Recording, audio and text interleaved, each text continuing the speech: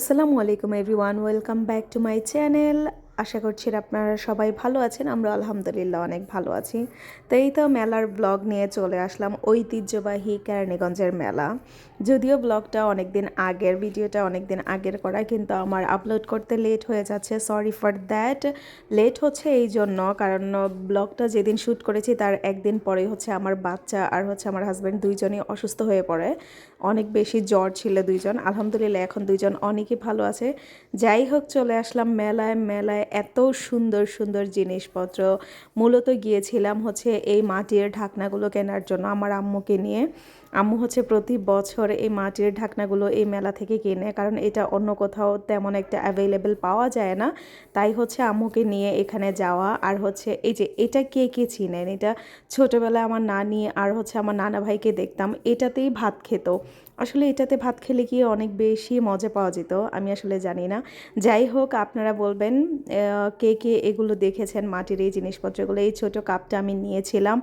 তারপরে মাটির অনেক অনেক অনেক জিনিসপত্র ছিল, আমি এগুলো দেখছিলাম। এত বেশি কালারফুল ছিল, এত বেশি সুন্দর ছিল, এত বেশি ইউনিক ছিল। এই মাটির ব্যাংকটা, এটা কিসের মতো, কি একটা ফ্রুটসের মতো লাগতেছে, কি যেন বেল না কি সে কি একটা ফ্রুটসের মতো লাগতেছে। যাই হোক, এই ঝিলমিল বেলুনগুলো আমি দেখলাম, এই সফট টয়গুলো দেখলাম। এখান থেকে জোহা একটা পুতুল অনেক বেশি পছন্দ করে কিনেছে।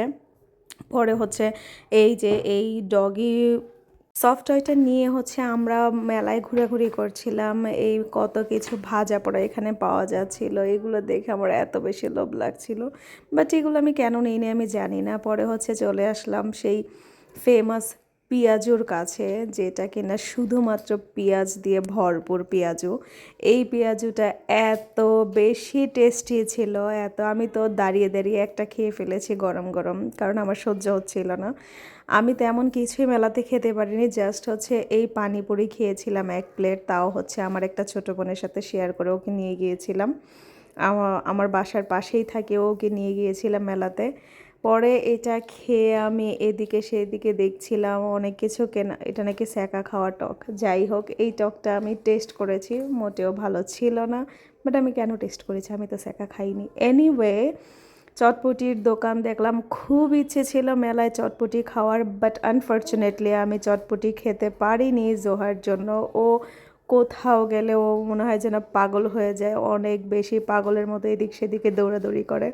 পরে হচ্ছে এই ভাজা পোড়াগুলো দেখলাম, এগুলো দেখে আমার এত ভালো লাগছিল। এখান থেকে আমরা অনেক কিছু নিয়েছি অল্প অল্প করে, কারণ এগুলো খুব বেশি খাওয়া যায় না। ভাজা পোড়া জিনিস এত বেশি খাওয়াও ঠিক না, এগুলো আমাদের স্বাস্থ্যের জন্য অনেক বেশি ক্ষতিকর। যাই হোক, তারপরে এই তো মেলায় অনেক বেশি এনজয় করে আমরা। আবার কেন পেঁয়াজু দেখাচ্ছি, এনিওয়েজে যত বেশি পেঁয়াজু দেখি তত আমার খেতে মন চায়। এখন আমি ভয়েস দিচ্ছি, আমার দেখে আরও বেশি খেতে ইচ্ছে করছে। এখানে আমি চুড়ি দেখছিলাম, এখান থেকে আমি চুড়ি একটা সেট নিয়েছি। এমন না যে আমার এটা খুব বেশি ভালো লেগেছিল, বাট মেলায় এসেছি, কিছু না নিলে আসলে কেমন দেখা যায়। এই রেনবো চুড়িগুলোর এক সেটও আমি নিয়েছিলাম, আমার কাছে ভালো লেগেছে। পরে হচ্ছে এখান থেকে আমরা ঘুরে তাড়াতাড়ি করে বাসায় চলে আসি। বাসায় এসে পেঁয়াজু, আমি হচ্ছে শর্মার সস দিয়ে পেঁয়াজু খাচ্ছিলাম, ভালো লাগছিল। তারপরে হচ্ছে আমি শর্মা নিয়ে এসেছিলাম, শর্মাও খেয়েছি। এই পেঁয়াজু, পেঁয়াজু খেতে খেতে আমরা হচ্ছে ব্লগটা শেষ করলাম। সবাই ভালো থাকবেন, আল্লাহ হাফেজ।